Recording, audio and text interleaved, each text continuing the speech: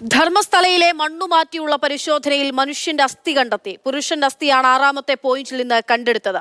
6ാമത്തെ കുഴിയിലെ പരിശോധന പൂർത്തിയാക്കി. ഓരോ നടപടികളും വിശദമായി ചിത്രീകരിക്കുന്നുണ്ട് SIT സാരംഗ്. വിവരങ്ങളുമായി ചേരുകയാണ്. സാരംഗ്, ഈ കേട്ടതൊന്നും നുണയല്ല, അതിനപ്പുറത്തേക്ക് അതിനൊക്കെ പൊരുളുണ്ടെന്നത് കൂടി തെളിയിക്കുന്നതാണ്, അല്ലെങ്കിൽ അതിലേക്ക് കൂടി വഴി തെളിക്കുന്നതാണ് ഇന്നിപ്പോൾ കണ്ടെത്തിയിരിക്കുന്ന അസ്ഥി എന്നതിൽ നമ്മൾ അങ്ങനെ തന്നെ വായിക്കേണ്ടതുണ്ട്. ഇന്നത്തെ പരിശോധന അവിടെ പൂർണ്ണമായിട്ടുണ്ട്. എങ്ങനെയാണ് SIT ഇതിൽ നിന്ന് മുന്നോട്ട് പോകുന്നത്?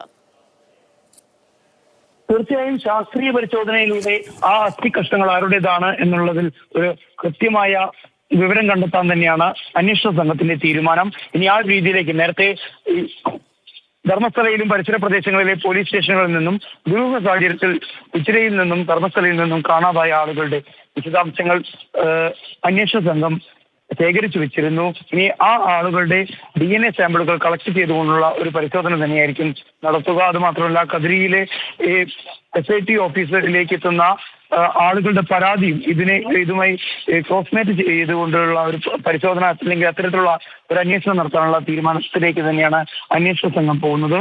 ഇനി അതുപോലെ തന്നെ ഈ ഒരു അസ്ഥിയുടെ എത്രത്തോളം പഴക്കമുണ്ട് ഈ അസ്ഥിക്ക്, അതോടൊപ്പം തന്നെ ഏതെങ്കിലും തരത്തിലുള്ള ക്ഷതങ്ങൾ കൂടി ഈ അസ്ഥിയിൽ കാണുന്നുണ്ട് എന്നുള്ളതിൽ കൂടി വിശദമായ അന്വേഷണം വരും എന്ന് തന്നെയാണ് നമുക്ക് മനസ്സിലാക്കാൻ സാധിക്കുന്നത്. ഇനി കൂടുതൽ കുഴികളിലേക്ക് ഒക്കെ തന്നെ, അല്ലെങ്കിൽ കൂടുതൽ പോയിന്റുകൾ കുഴിയെടുത്ത് പരിശോധന നടത്താനുള്ള തയ്യാറെടുപ്പുകളിലേക്ക് തന്നെയാണ് പോകുന്നത്.